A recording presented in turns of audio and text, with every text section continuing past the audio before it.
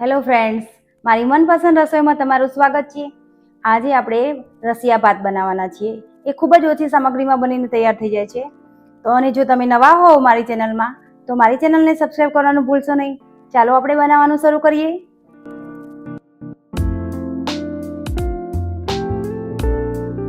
આ જુઓ, એના માટે આપણે સામગ્રી શું જોઈશે તે તમને બતાવી દઉં।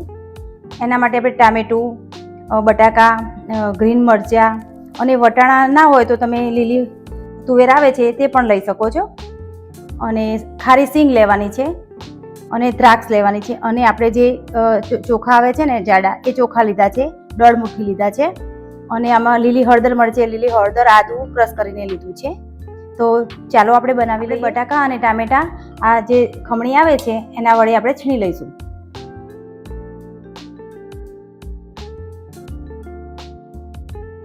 જો આપણે બટાકા અને ટામેટા છીણી લીધા છે, તમે છીણીને લો તો આમાં ભાતમાં એકદમ એક રસ થઈ જાય છે અને એનો ટેસ્ટ ખૂબ સરસ આવે છે।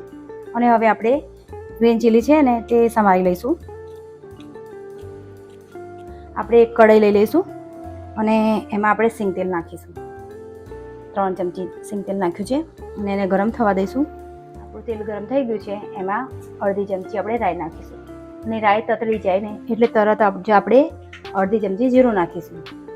અને જીરું તતળે એટલે આપણે મીઠો લીમડો નાખીશું અને ગ્રીન મરચાં નાખીશું અને હિંગ નાખી દઈશું આપણે અને બરાબર મિક્સ કરી દઈશું। અને હવે એમાં આપણે તુવેરના દાણા અને ટામેટા નાખી દઈશું અને બરાબર એને સાંતળી લઈશું। અને સરસ સાંતળાઈ જાય ને એટલે પછી આપણે એમાં છીણેલા બટાકા નાખીશું। અને હવે આપણે લીલી હળદર અને આદું જે છીણીને રાખ્યું હતું એ નાખી દઈશું અંદર અને છીણેલા બટાકા નાખી દઈશું। બધું બરાબર મિક્સ કરી લઈશું અને તેલ છૂટું પડે એના પછી આપણે એમાં પાણી નાખવાનું છે। આપણું સરસ મજાનું તેલ છૂટું પડી ગયું છે અને એમાં આપણે જે ચોખા લીધા છે એનાથી 4 ગણું પાણી લેવાનું છે આપણે। તો આપણે પાણી લઈ લઈશું અને હવે એને જ્યાં સુધી પાણી ઉકળે નહીં ત્યાં સુધી આપણે ચોખા નાખવાના નથી। એ ઉકળી જાય ને પછી આપણે ચોખા નાખીશું અંદર। જો સરસ મજાનું પાણી ઉકળી ગયું છે, એમાં આપણે દ્રાક્ષ નાખી દઈશું અને આપણે ખારી સિંગ નાખી દઈશું। ખારી સિંગ નાખવાથી એનો ટેસ્ટ ખૂબ સરસ આવે છે। અને સ્વાદ પ્રમાણે આપણે મીઠું નાખી દઈશું અને અડધી ચમચી જેટલું આપણે હળદર નાખીશું। અને તીખું તમારે જે ખાવું હોય એ પ્રમાણે આપણે મરચું નાખવાનું છે। મેં અહીંયા 1 ચમચી ભરીને મરચું નાખ્યું છે અને 1 ચમચી ભરીને આપણે ધાણા જીરું નાખ્યું છે અને અડધી ચમચી ગરમ મસાલો નાખ્યો છે। બધું જ બરાબર આપણે મિક્સ કરી લઈશું। અને હવે આપણે જે ચોખા લીધા હતા એને મેં 15 મિનિટ સુધી પલાળીને લઈ લીધા છે। હવે એને આપણે ઉમેરી દઈશું અંદર અને બરાબર આપણે ચડવા દઈશું। આમાં પાણીનો ભાગ વધારે હોય છે એટલે તે રસો વધારે હોય છે એટલે એને આપણે રસિયા ભાત કહીએ છીએ।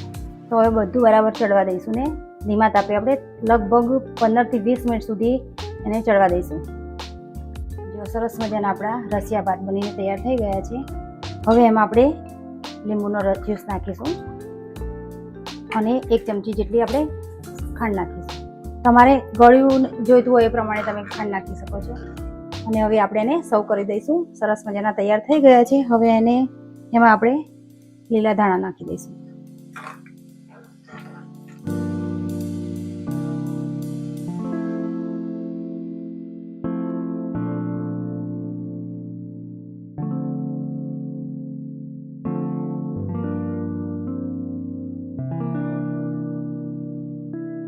જુઓ ફ્રેન્ડ, સરસ મજાના આપણા રસિયા ભાત બનીને તૈયાર થઈ ગયા છે।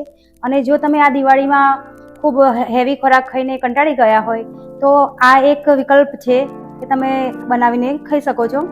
અને એને આપણે પાપડ જોડે સર્વ કરવામાં આવે છે અને ખૂબ જ ટેસ્ટી લાગે છે। તમે પણ બનાવો અને મારી ચેનલને લાઇક, શેર અને સબસ્ક્રાઈબ કરવાનું ભૂલશો નહીં।